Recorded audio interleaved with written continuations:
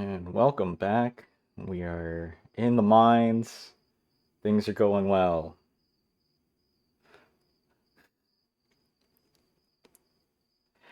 Finding the entrance wasn't hard. While the main entrance had been blocked off with rebar before being filled and sealed with concrete, he'd known about the side entrance from the supernatural forums he'd researched before coming here. That, and Cameron's blood was sprinkled here and there, and the scent of it spurred Devon on. Of course, it led right to that entrance. He had started unlocking his cuffs the second he thought Brian might be out of earshot. He had fumbled with the tiny, slippery key before freeing his wrists, revealing blood-crusted fur matted down to the broken skin. Now, Devon moves through the mines in complete darkness.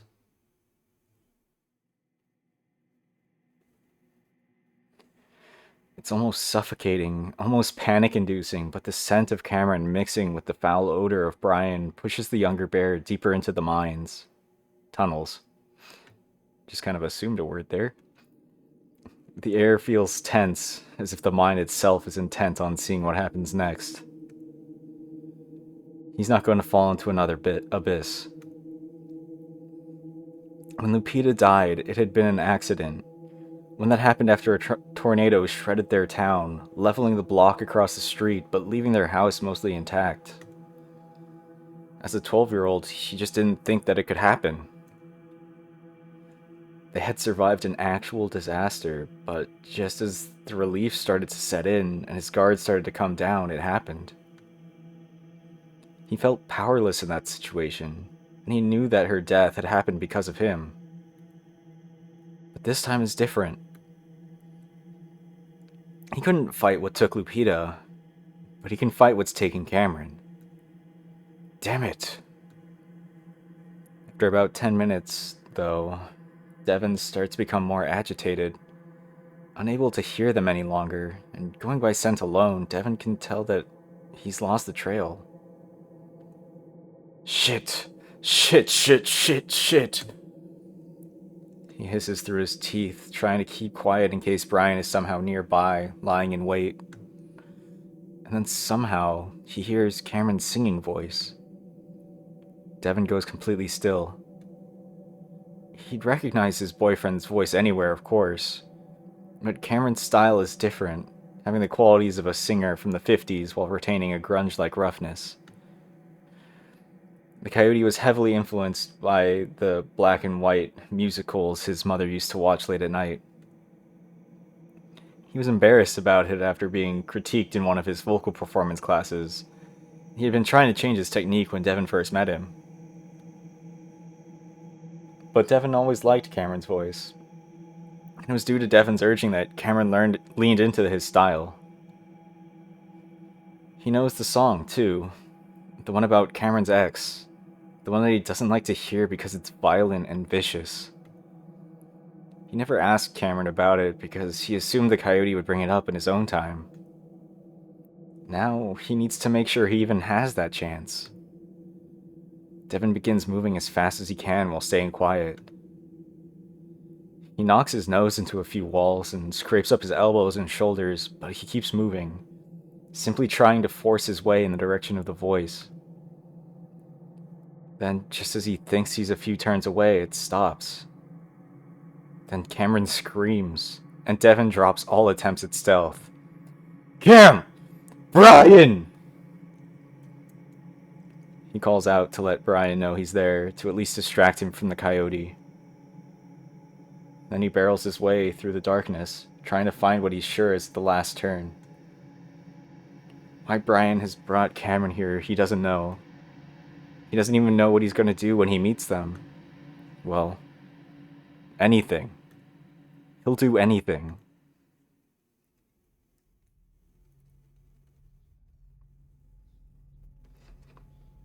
Brian is looking a bit more distracted, starting to scan the tunnel wall before his eyes settle on what looks like a large crack from the ceiling to the ground. Cameron turns up his singing a notch, knowing that this is their destination, the end of the road. The old bear glances at him, looking annoyed. This, for whatever reason, is what brings Brian out of his stimulant-induced hyperfocus. Brian finally realizes what's happening. It's only now that the old bear remembers Cameron's plan to take the key. Even Cameron forgot. But now, a huge paw flies to his pocket, digging inside and realizing it's too late before he whirls on Cameron. Oh, you little faggot. Cameron turns and runs, trying to take advantage of Brian letting him go for these couple of seconds. Something pounds into Cameron's lower back, just to the right. It feels like a cannonball being smashed through his body. Cameron is launched forward against the tunnel wall directly in front of him. He tries to hold on to it, sliding down slightly as he stares straight up into the darkness.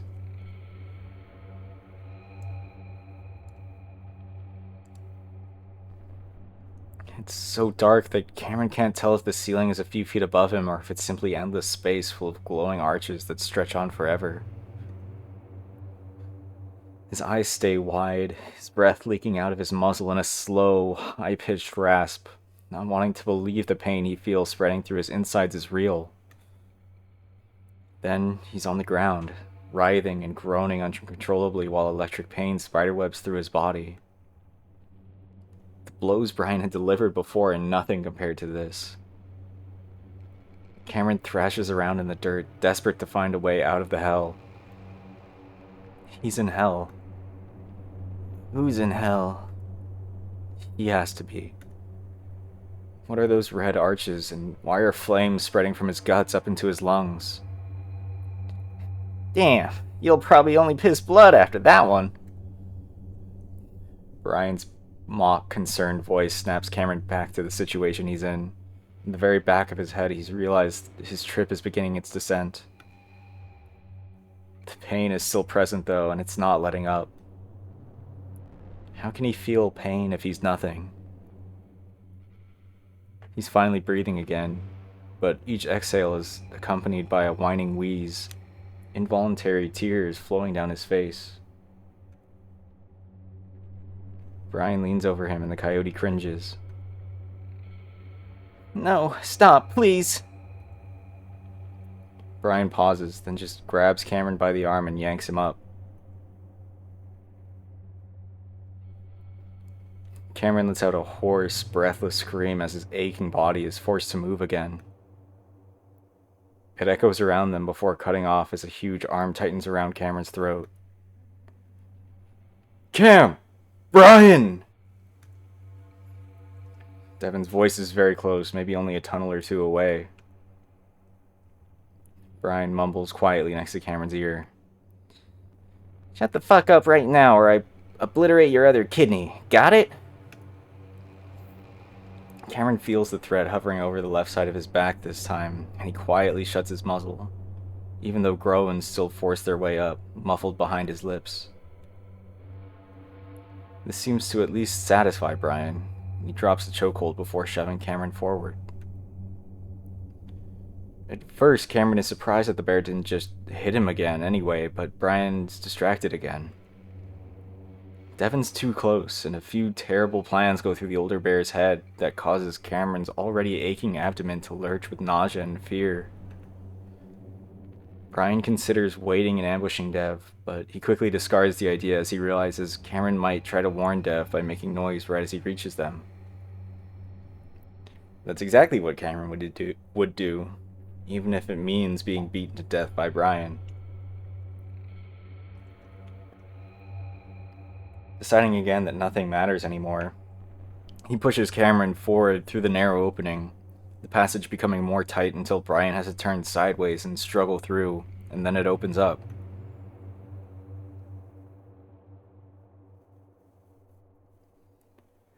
Cameron smells death. He instinctively backs up, right into Brian. No, no, no, no, no, please don't do this. I can't. He can't finish his sentence. Brian's victims felt pain that seems unimaginable to the coyote. Knowing Devin is close behind them, Cameron makes one last effort to turn and dodge around Brian, but the bear is far too large and he easily grabs up the coyote and throws him further into the hollow. Cameron comes up immediately, trying to suppress his whines and whimpers. Brian, just wait a second. Think about it. I can help you. Why did you bring me here in the first place? Brian gives Cameron a dispassionate look, but he does pause, and that gives Cameron some hope. And some time. Let me talk to them. Let me see if I can reason with them. We both know that all of this is over. Cameron senses a slight shift in Brian's intentions as the bear begins to seriously consider Cameron's reasoning. I know you need my help. I can feel them. They want you, Brian, and they're waiting for you. I know what it can be like walking in circles for most of your life, making the same stupid mistakes and knowing what you need to do to get better and just never doing it. Oh yeah? But I finally did, and my life was almost perfect. Until I met you. So let's do it.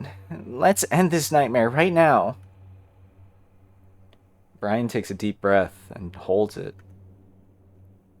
The entire mine, the entire town, seems to hold its breath with him. And Cameron starts to understand how deeply entwined this bear is with this place. This entity that seems to be pulling all the strings. Cameron can feel the monolithic entity shift and turn, as if it too senses an inevitable end.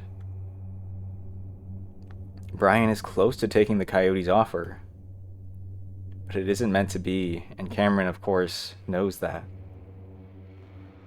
Scuffling from the entrance announces Devin's arrival. Guess he's finally here, huh? Glad I brought my 10 gauge. Always want to make sure you got good firepower when bears are involved, eh? Cameron watches in horror as the old bear opens up the shotgun before inserting a shell. Cameron's mind is blank as he automatically lunges at the huge bear, grabbing at the shotgun barrel as Brian snarls in rage. Everything's falling apart. You're spiraling.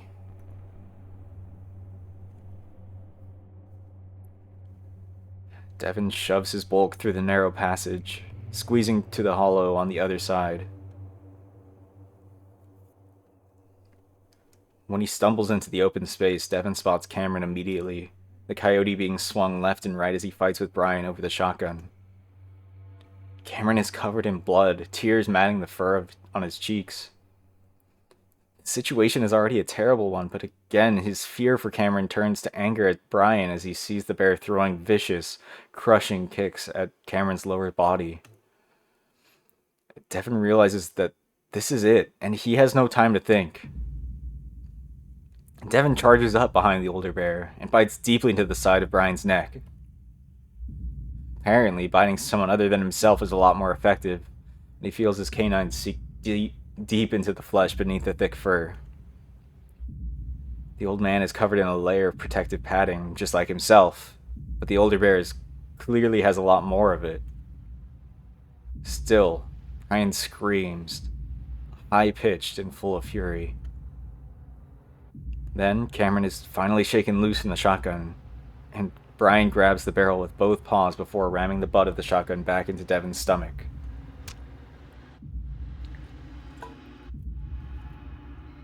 The younger bear retches and crumples over, but he manages to grab the shotgun, holding onto the stock tightly. Brian, clearly aware of how bad the situation could become for him, lets go of the shotgun so he can throw an elbow into Devin's face, bashing the left side of his muzzle and face. This stuns him and gives the bigger bear time to turn around and throw a knee up into Devin's hunched form, an inch above the navel, almost the exact spot he'd hit earlier.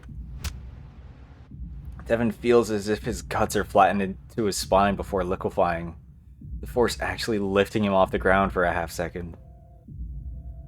Even though he lands on his feet, he immediately sinks to his knees, his muzzle wide open as he continues a battle with his own lungs, all while still trying to hold on to the shotgun. You're a dead man walking, boy. Well, on your knees anyway. What a surprise! Brian fumbles shakily to find the stock of the shotgun hidden somewhere under Devon's bulk while simultaneously trying to avoid the end of the barrel in case Devon is able to find the trigger. The attack had been enough to rattle Brian, even if it was short-lived. Devon curses himself, trying to move, knowing he probably can't win, but he needs to do something. Maybe hurt Brian so bad that Cameron can at least get away. Get up!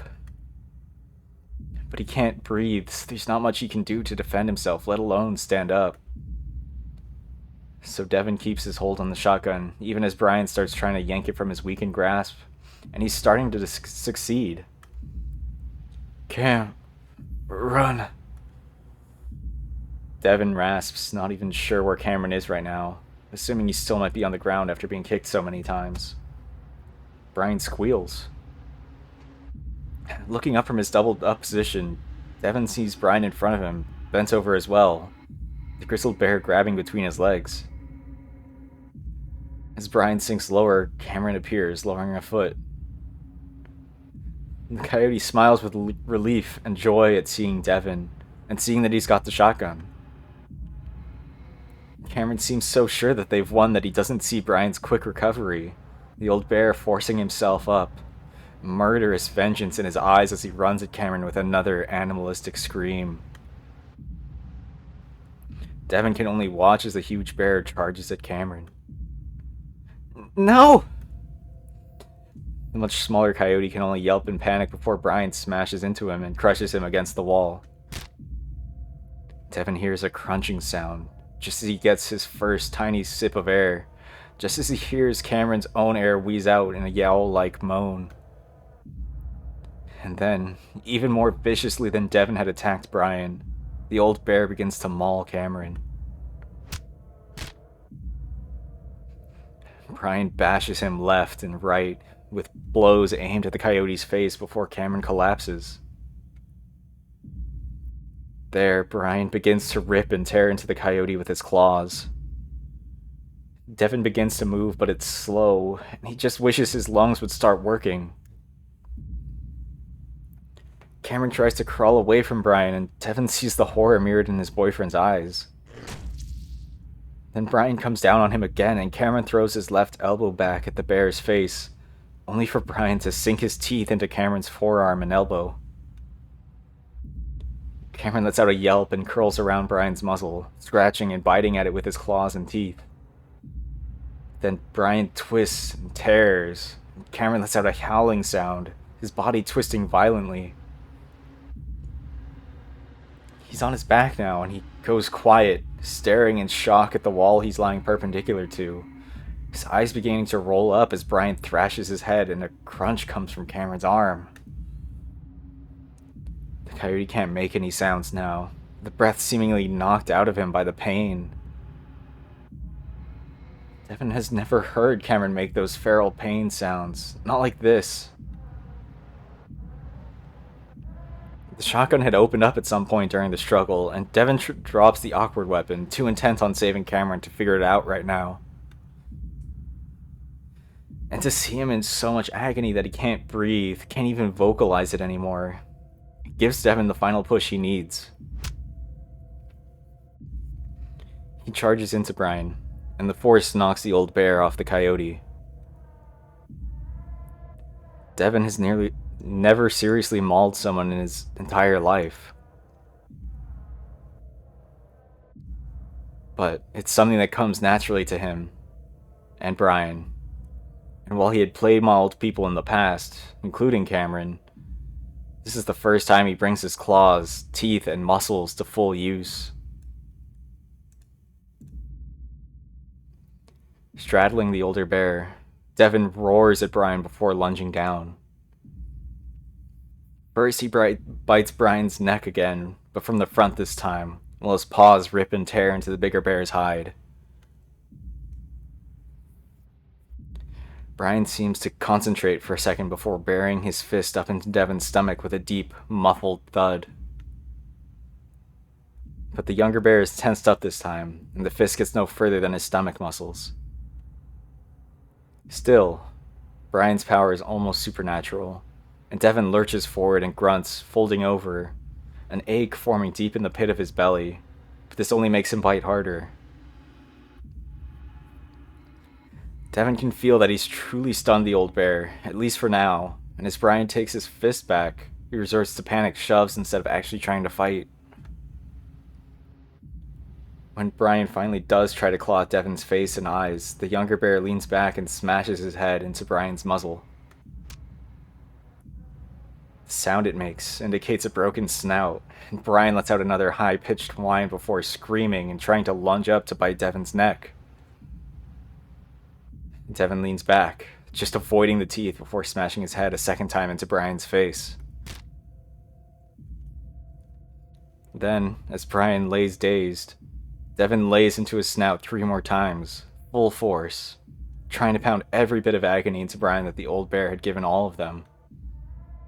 That would be impossible, though. Still, Devin feels a savage satisfaction as he sees at least 2 of the old bear's yellow teeth roll out of his muzzle.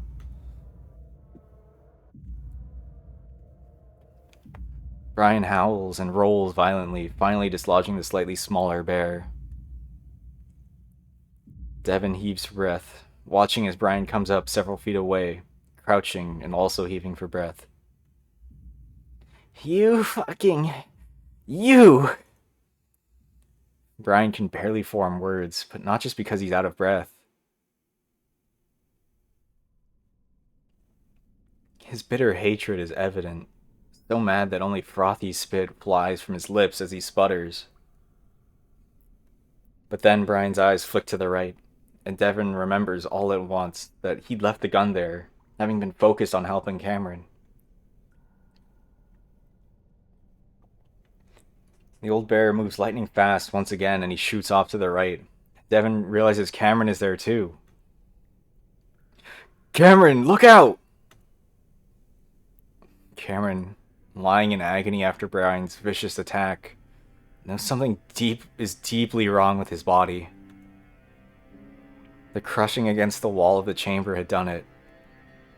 The true pain, though, emanates from his left arm.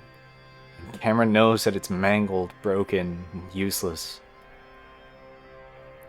But he can still use his legs, and Cameron forces himself to get up and start moving for the shotgun, hearing the snarls and growls of the bears behind him. He does his best to stay quiet, but stifled grunts and small squeaks force their way out of his throat. As soon as he touches the shotgun, though, he hears Devin shout, Cameron, look! And again, the nightmare that is Brian is tearing at his body, pinning him to the wall, and Cameron screams in terror as the huge bear starts trying to bite his neck. The panicked coyote is only just able to get his unbroken arm up. It's maybe only 3 seconds before Devin is there, but it feels like an eternity. Cameron considering how badly it might feel to die from having his throat ripped out. Cameron's right arm is torn up as well, but since Brian isn't shaking his head this time, his bones at least remain intact. Then, Devin wrenches the bigger bear off of him. Cameron tries to get up, to crawl, but it's useless. His body too beaten and broken to do anything other than dragging himself away. And he hears Brian's high-pitched squealing again, and this time it's genuinely terrified. Cameron looks over and sees the old bear is now on his back with his arm in a sort of hold by Devin. Devin is lying on his back, Brian's arm pulled toward his chest, Devin's hips close to the older bear's shoulder as his legs lock together at the ankles. Devin grunts and heaves with all his might, his huge, powerful body arching toward the ceiling. Devin is intent on really hurting Brian this time, wanting to make sure he pays the old man back for Cameron's tooth and arm. So with the tooth part avenged, Devin focuses on destroying the other bear's arm. Bear bones are especially hard to break. Devin has never broken a bone in his life, but the younger bear knows a thing or two about applying force. His dad watched MMA all the time, and while he knows little about fighting, he knows why arm bars can be so devastating. But even as he leans back, bending the big bear's arm over his inner thigh, only a few cracks are heard, but it's nothing serious.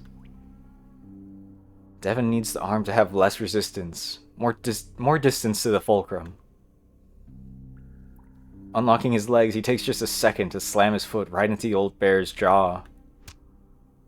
For just a second, Brian goes limp, and Devin relocks his ankles before lifting the limp arm away from his chest and curling up. Then he heaves back on the arm again, arching hard while he twists his body. Torque! Now you're thinking like an engineer. As the catchphrase of one of Devin's old professors comes to his mind, a crack splits the air, and Brian's screams somehow reach a new, panicked pitch. Devin looks over to see Cameron has dragged himself a few feet away, leaving a dark, horrible blood trail smeared behind him. There's a lot of blood, and Devin panics, thinking the coyote is bleeding out from his neck. Devin stumbles over to him, hovering his paws over the coyote's head. Baby, your neck. Let me see it. He didn't get me. Let's go. Cameron is in no shape to run, so he groans as Devin lifts him into his arms, the bear starting to stumble toward the exit. Devin looks down at the coyote in his arms, just now seeing how truly terrible Cameron's injuries are. And then he glances back, shocked to see Brian standing. How the old bear was able to get up without making noise is beyond Devin. Ugh! The butt of the shotgun, powered by the old bear's huge body, slams into his side, spreading a sickening ache and a wave through his body. Cameron hears the dull thud followed by the vibration through Devin's thick body. He feels the bear cringe as he sinks to his knees, huddled over Cameron.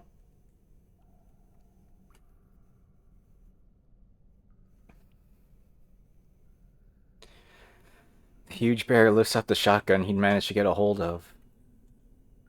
He struggles to hold it up with only his left paw, and his injured right arm dangles before he practically swings it up to prop his right elbow against the wall, a few pops coming from his shoulder as he does. He screams again when that happens, but with his fully functional wrist, he can now take steady aim. With how narrow the hollow is, there's nowhere to go. Don't you fucking move. You got that? This is over. I'm killing that yote in front of you, and then I'm ripping your fucking arm off, boy. Brian's expression is an odd mixture of excitement and disgust. Pity you ain't half as cute as the pup.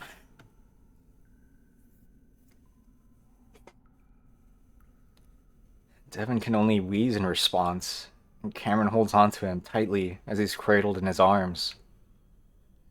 God, you fucking ruined it. He was perfectly fine till you showed up.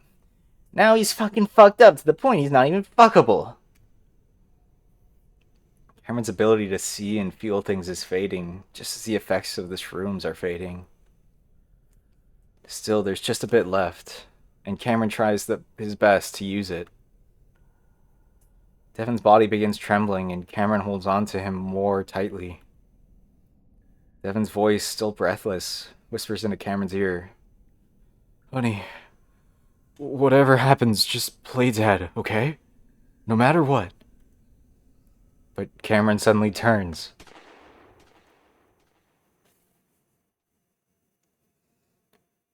Devin watches as Cameron's face becomes a bouquet of red ribbons, and the bear stumbles as the shot hits his arm as well. Cameron's body jerks violently in his arms before going incredibly still. Devin quickly looks down to see Cameron no longer with a face.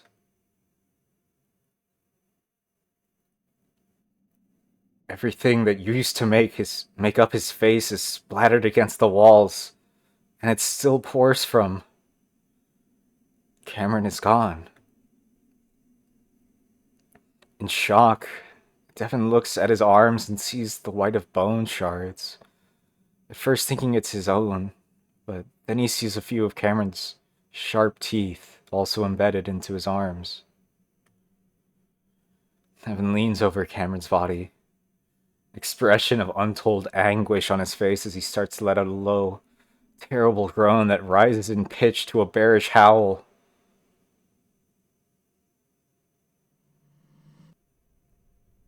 After looking forward, Cameron does the only thing he can think of. No! Cameron grabs the barrel and shoves up. The sound is so loud it instantly deafens Cameron, and though the ring starts to subside, the hearing in his right ear doesn't come back. Cameron! Cameron? I'm fine. I'm fine.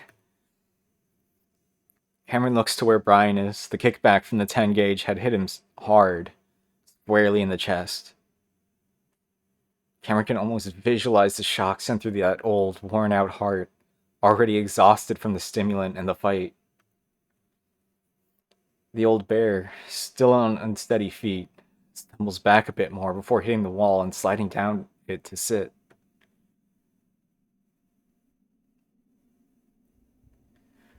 Brian sits propped up against it, looking confused. He clutches his chest, rubbing it and grimacing. The shotgun is on the ground, out of Brian's reach. The old bear makes no move to get it. Fuck. He starts to try and get back up, but falls back down. Oh, fuck. Oh, fuck. Brian clutches at his chest and stomach and groans. Oh no. Was that it? Is this it? What the fuck? What the fuck? What the... Brian slumps back, his body convulsing. Then he thrashes about as if trying to escape something.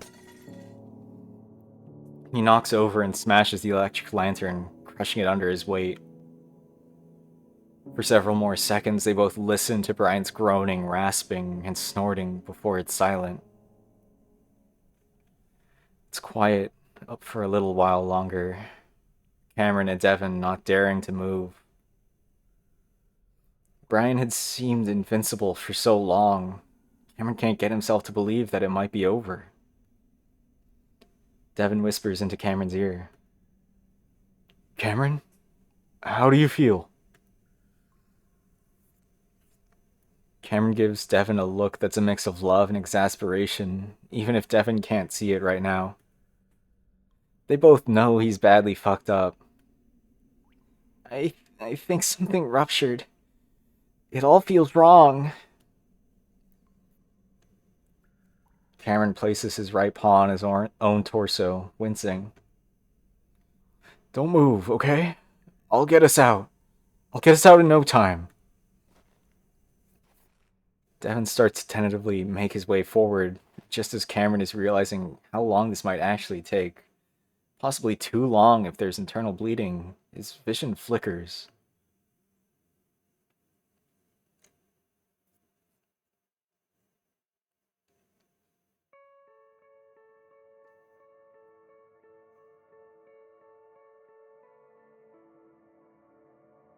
Cameron stares at it, then looks at Devin, wincing at the bear's bloodied and bruised face.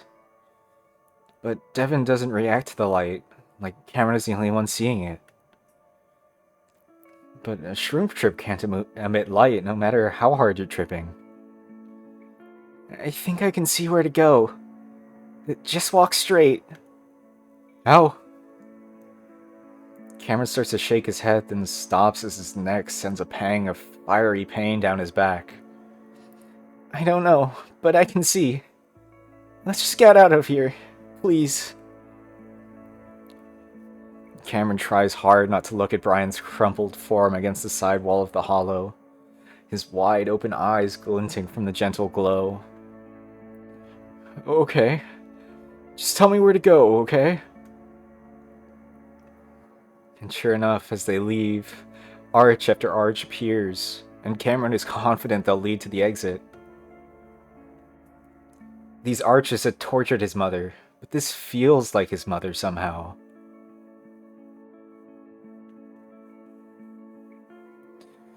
As they move, they both hear rustling sounds far behind them in the mines. But Brian is definitely dead, or at least had been when they left. So they keep moving, trying to keep quiet. Then, within an hour, real light.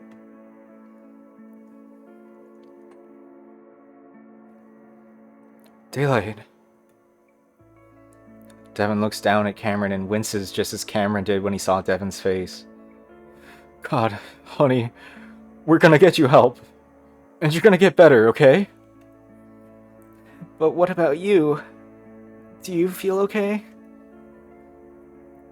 Cameron's voice is weaker than it was earlier, and Cameron feels Devin quicken his pace. I'm fine. Devin says it sternly, setting his jaw, and Cameron stays quiet. Cameron, I'm sorry. That's the last time you're saying that to me, okay? I don't blame you for anything. I'm just so glad I met you. He listens to the bear's heartbeat, steady for most of the journey, but getting faster as they get closer to the exit. I think I hear a helicopter? And maybe a megaphone. Shit, do people come for us? The shotgun blew out my hearing, so I'm not really sure.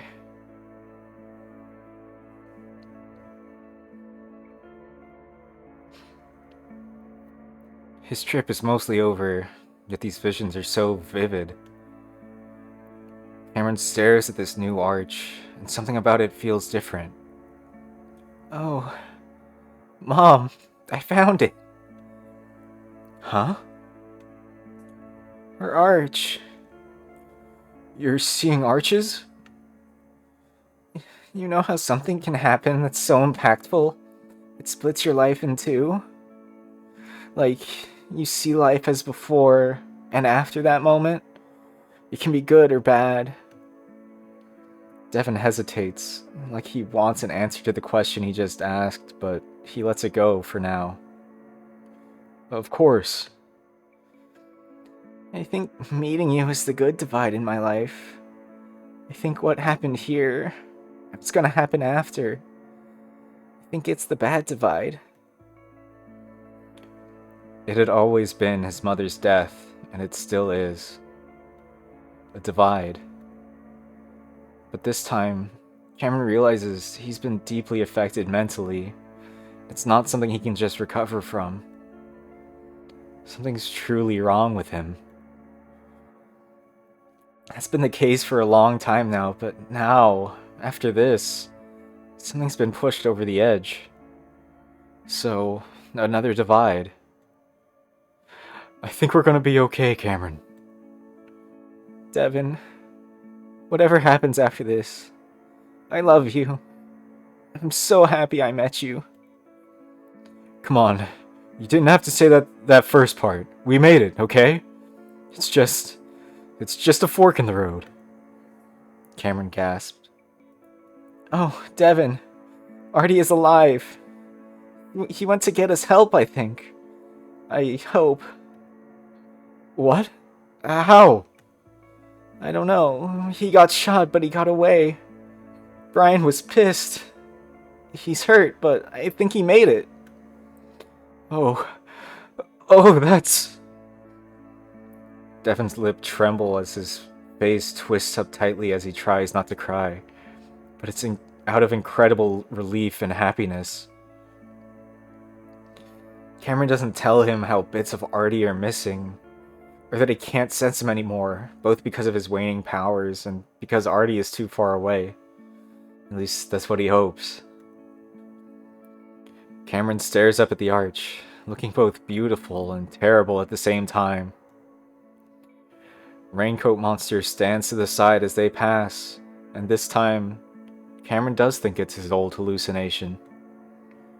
Cardboard and unmoving, just like he's always been. But something about all of this, the way he's seeing things, something has changed. It's not his psychic abilities, because now it's subtle and hardly noticeable again. No, something else happened, and his mind feels wrong. Looking forward is no longer clear. But as Cameron uses the last of his psilocybin in his system to peer into their future, he becomes afraid by what he sees. So he just turns his muzzle slightly to Devon. Cameron, we're gonna make it. Based on what he saw, Cameron isn't sure. Devon will stay. He was able to see that much, but should he?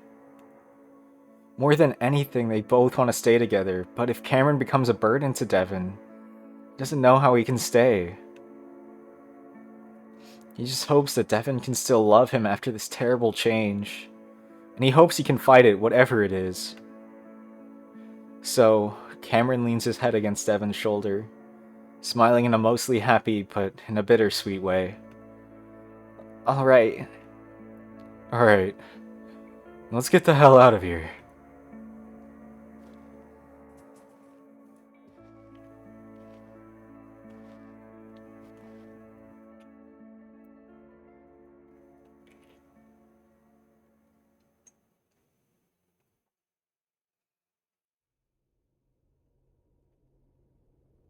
They lived happily ever after. Just kidding, there's more. See you later.